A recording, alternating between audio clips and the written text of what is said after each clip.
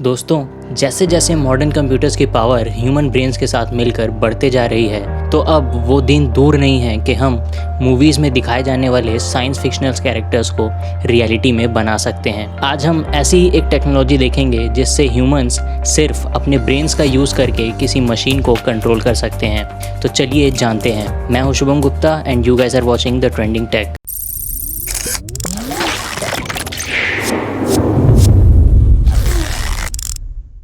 तो मैं बात कर रहा हूँ ब्रेन कंप्यूटर इंटरफेस की, जिसे neural control interface, mind machine interface और ब्रेन मशीन इंटरफेस भी कहा जाता है। ब्रेन कंप्यूटर इंटरफेस एक डायरेक्ट पाथवे है हमारे ब्रेन और एक एक्सटर्नल डिवाइस के बीच, यानी कि ये एक ऐसा डिवाइस है जो न्यूरल यानी हमारे ब्रेन के इंफॉर्मेशंस को कमांड्स में ट्रांसलेट करता है, जो कि किसी एक्सटर्नल सॉफ्टवेयर या हार्डवेयर को कंट्रोल करने में कैपेबल होते हैं। तो चलिए पहले थोड़ा इसके हिस्ट्री के बारे में जानते हैं, फिर बात करेंगे इसके वर्किंग के बारे में। 1970s में सबसे पहले यूनिवर्सिटी ऑफ कैलिफोर्निया ने ब्रेन कंप्यूटर इंटरफेस पर रिसर्च स्टार्ट किया था, जिससे expression brain computer interface emerge हुआ। इन ब्रेन कंप्यूटर इंटरफेस रिसर्च और डेवलपमेंट का मेन फोकस न्यूरोप्रोस्थेटिक एप्लीकेशंस पर था, जिससे हम डैमेज्ड आईसाइट, हियरिंग और मूवमेंट को रिस्टोर कर सकें। इसके बाद 1990s के मिड में पहले न्यूरो डिवाइस को बनाया गया। ब्रेन कंप्यूटर इंटरफेस एक्यूरेटली किसी के माइंड को रीड नहीं कर सकता, पर जब हम कुछ सोचते हैं तो ब्रेन में रेडिएट होने वाले एनर्जी में कुछ चेंजेस आते हैं और ब्रेन कंप्यूटर इंटरफेस उन चेंजेस को डिटेक्ट करता है। ह्यूमन ब्रेन रिसर्च और उसके इलेक्ट्रिकल एक्टिविटी के फील्ड से हैंस बर्जर के इनोवेशन का बहुत गहरा रिलेशन माना जाता है। बर्जर को इलेक्ट्रोएन्सेफलोग्राफी के डेवलपमेंट के लिए क्रेडिट दिया जाता है, जो कि ह्यूमंस के लिए एक बहुत बड़ा ब्रेक थ्रू था और जिसने रिसर्चर्स की बहुत मदद की ह्यूमंस के ब्रेन एक्टिविटी को रिकॉर्ड करने में। ये एक मेजर डिस्कवरी थी जिसने ब्रेन डिसीजेस को डिटेक्ट करना पॉसिबल बनाया। फिर 1998 में ब्रेन मैपिंग के फील्ड में एक बहुत ही इम्पॉर्टेंट डेवलपमेंट किया गया, जब रिसर्चर फिलिप कैनेडी ने एक ह्यूमन बीइंग में पहली बार ब्रेन कंप्यूटर इंटरफेस ऑब्जेक्ट को इम्प्लांट किया। हालांकि उस वक्त ये डिवाइस कुछ लिमिटेड फंक्शन ही कर सकता था, पर इस रिसर्च से एक फ़ायदा ये था कि इसमें एक वायरलेस डाई इलेक्ट्रोड का यूज़ किया गया था। तो अब देखते हैं कि आखिर ब्रेन कंप्यूटर इंटरफेस कैसे वर्क करता है।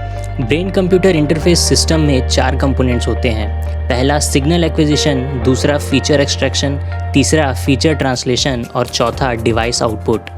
इन चारों कंपोनेंट्स को एक ऑपरेटिंग प्रोटोकॉल से कंट्रोल किया जाता है, जो कि ऑपरेशन का ऑनसेट और उसकी टाइमिंग डिफाइन करता है।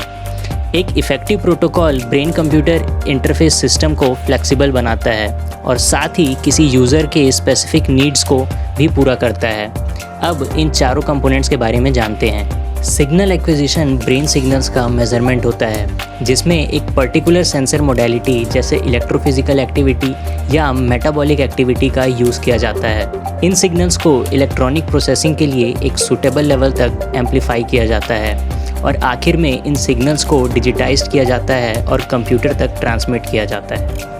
फीचर एक्सट्रैक्शन वो प्रोसेस है जिसमें डिजिटल सिग्नल्स को एनालाइज किया जाता है ताकि एक एप्रोप्रिएट सिग्नल कैरेक्टरिस्टिक को किसी एक्सटर्नल कंपोनेंट से अलग करके एक कंपैटिबल फॉर्मेट में एक्सट्रैक्ट किया जाए और आउटपुट कमांड के लिए सूटेबल बनाया जाए। इसमें इन्वायरमेंटल आर्टिफैक्ट्स और फिजियोलॉजिकल आर्टिफैक्ट्स को हटा दिया जाता है ताकि ब्रेन सिग्नल्स के एक्यूरेट मेजरमेंट्स लिए जा सकें।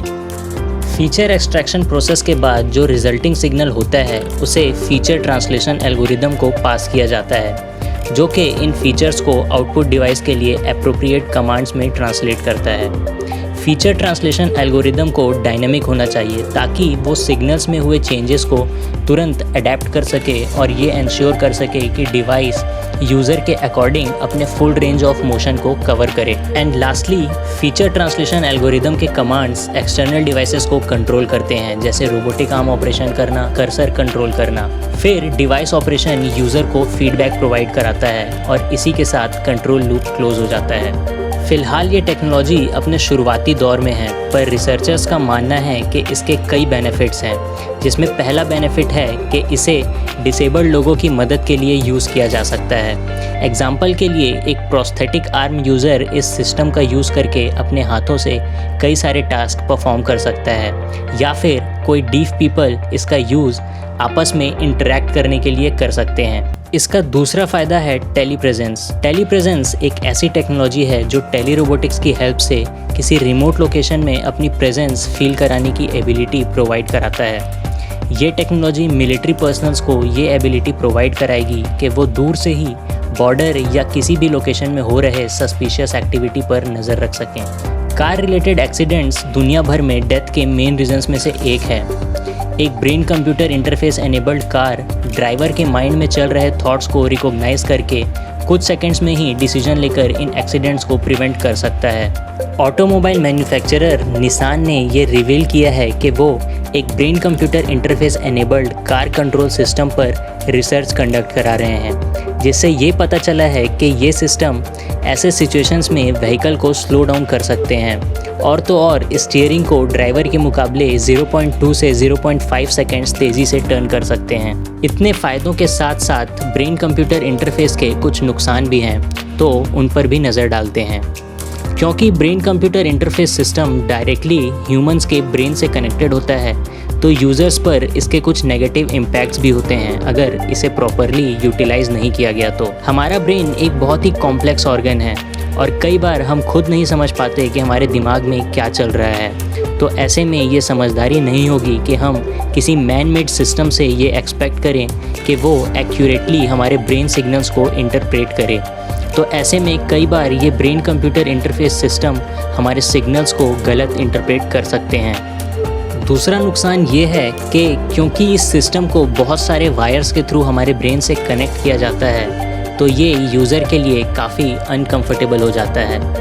अब इसका आखिरी नुकसान ये है कि जब भी हम किसी डिजिटल प्रोडक्ट और सर्विसेज का यूज़ करते हैं, तो सबसे बड़ी चिंता का विषय होता है हमारी सिक्योरिटी। अगर ब्रेन कंप्यूटर इंटरफेस की बात करें तो क्योंकि ये एक कंप्यूटराइज्ड सिस्टम है, तो आपके दिमाग में क्या चल रहा है ये कोई भी इजीली डिकोड कर सकता है। तो अब अगर हमें ऐसी एडवांस टेक्नोलॉजी का यूज़ करना है तो हमें थोड़ी सी सावधानी भी बरतनी होगी। इसी के साथ आज के लिए इतना ही। होप कि आपको ब्रेन कंप्यूटर इंटरफेस के बारे में काफ़ी कुछ जानने को मिला होगा। ऐसे ही और भी वीडियोस के लिए you can subscribe to our YouTube channel and don't forget to hit the bell icon. You can also follow us on Facebook and Instagram. See you guys in the next video.